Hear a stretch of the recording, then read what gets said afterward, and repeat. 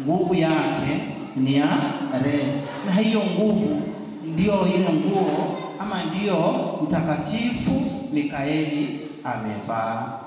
Ingine ni huyu Mtakatifu Mikaeli katika hiyo nguo yake amevaa ushindi.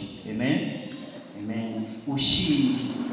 So hakuna siku, hakuna wakati, hakuna dakika Mtakatifu Mikaeli atalemewa na mambo yake. Hawa malaika watatu, kuna mahali nimeruka hapa. Mtakatifu Rafaeli ana chakula yake, tunakula siku kama ya leo. Chakula ile Mtakatifu Rafaeli anapenda samaki, anapenda machungwa na anapenda mananasi. Hizo chakula ama hivyo vyakula hapa Kiswahili sanifu vinaashiria uponyaji.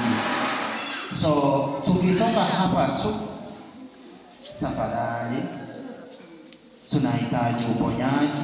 Sisi wenyewe ni wagonjwa, watoto wetu ni wagonjwa, mandugu zetu, jamii zetu. Tukitoka hapa tu, tunataka uponyaji. Tafadhalini tupitie pale, tuchukue chakula tukapeleka kwa wagonjwa wetu.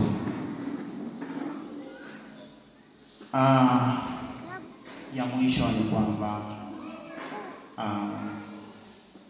hawa malaika ni malaika waliotembea na Yesu katika njia ya msalaba.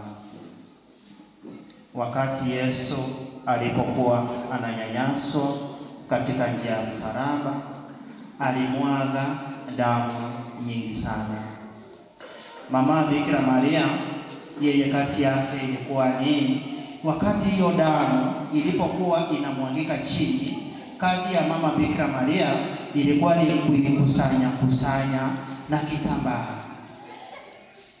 Na baada ya hiyo safari ya msalaba, tukawa na kitambaa cha scapula, nguo ya Mama Bikira Maria.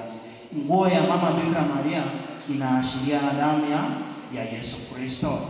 Tukivaa scapula, tunavaa Yesu Kristo mzima. Amen, amen. Hawa malaika watatu pia, kutoka ile Alhamisi Kuu, mbingu yote ilisimama, kila kitu ilisimama mbinguni.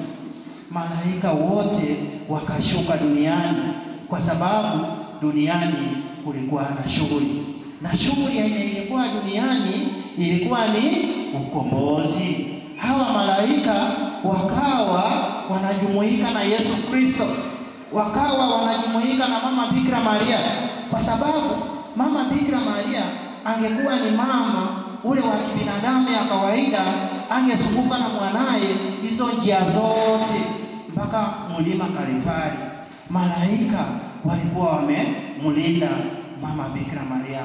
Wakati Yesu alipodungwa mikuki pale msalabani, akawekwa msumari, malaika hawakuachilia damu ya Yesu ikamwagika chini, kwa sababu hiyo damu ya Yesu haikuwa, kwa sababu hiyo damu ya Yesu haikuwa ya kawaida, ilikuwa ni the precious blood, damu asisi. Hiyo damu ndio Mtakatifu Rafaeli amebeba mikononi mwake. Asanteni sana.